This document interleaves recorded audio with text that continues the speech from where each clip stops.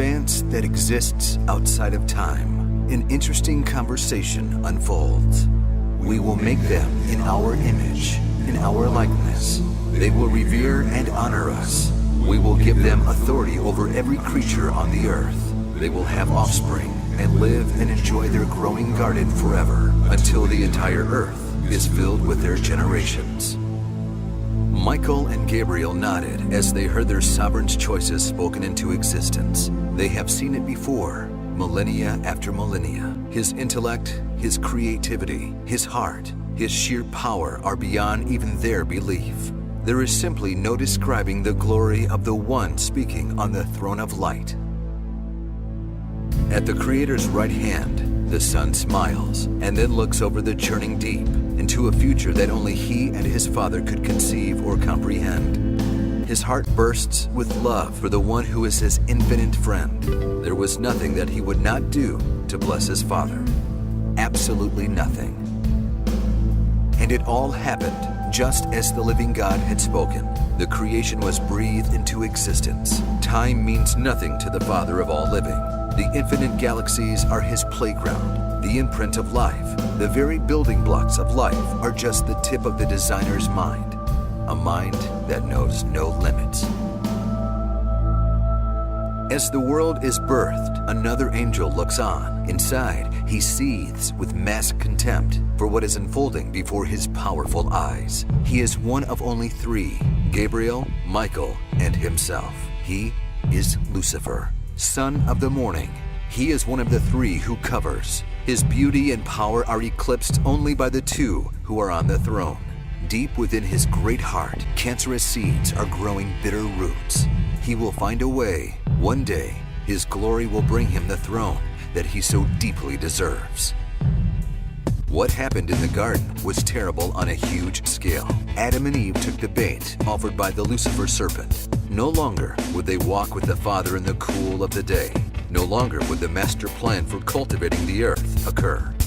Now access to the eternal tree in the garden would be denied to the sons of Adam. Life would yield pain and thorns and death. Animals died. Blood was shed. Coverings were made. As the deep dark moved over the souls of men, the Son set his face to do what needed to be done. Now his relationship with his eternal Father would exact a huge price. Sinless, holy, pure, and righteous God would now have to experience the unthinkable. He would now need to build a bridge back from death. If not, all of the sons of Adam would be eternally separated from their Creator. The cost to humanity had been incalculable. The four living creatures and the 24 elders around the throne lifted up their voices. As the innumerable angels joined in, the sound was so massively intense that it shook heaven like an earthquake. Now billions of eyes prepared to watch, pray, and engage in the war. Lucifer had claimed his kingdom. The living God would buy them back with his own blood. The time would come soon for the gift. Centuries of preparation began. The living Father created a people from one man to prepare the soil until the appointed day. He set his affection upon a man called Abraham and his wife Sarah. Through their descendants would come the human king, the deliverer of the souls of the sons of Adam. This people would see his glory, know his name, and show his life to the rest of the world. He gave them the God story to care for and give to the rest of the world. He sent them kings and prophets to tell them the truth about themselves and invite them to the bridge of light. As this nation grew, 2/3 of the angels led by Michael and Gabriel watched the affairs of men and fought the beginnings of the war with Lucifer. His power among men became great. The earth was his. His kingdom seethed with satisfaction. His glory was growing. His day was coming. 4,000 years mankind multiplied. Nations were birthed, and men, women, and children were dying. The garden had become a death trap abyss. Each generation would find renewed opportunity to find light, and each generation rejected the light. And the cycle of life and death was only broken by men and women who found the living God and the bridge of light. When the final prophet had spoken his last words, heaven became silent for 400 years, according to the prophecies of his spokesman. Already the Father's hand had moved, and his Son had stepped forward. A chosen young Jewish woman was implanted with the seed of God. The Holy Spirit did his work. The sacrifice had to be brought into the world.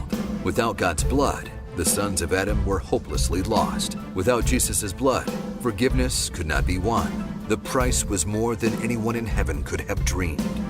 Michael and Gabriel looked on in awe. God's Son was going to die. Lucifer waited expectantly for the birth of the Son Child. He would have to be killed, of course. There could be only one king over the earth. When the child was born, he would be there, and the Son Child would surely die. The Son's 34 years on earth were complete.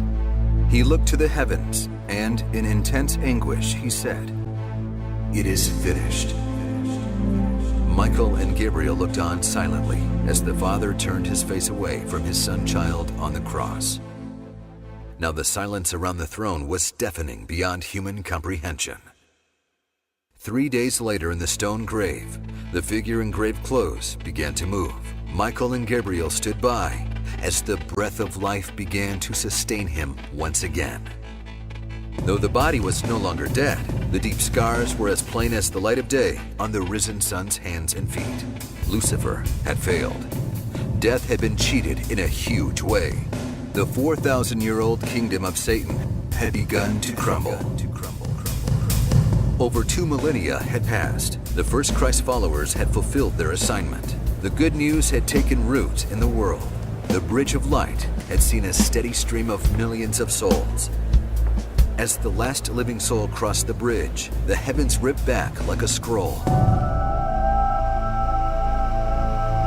The faithful and true warrior rides through the skies of the earth. He is clothed with a robe dipped in blood, and on his robe and on his thigh is a name written, King of Kings and Lord of Lords.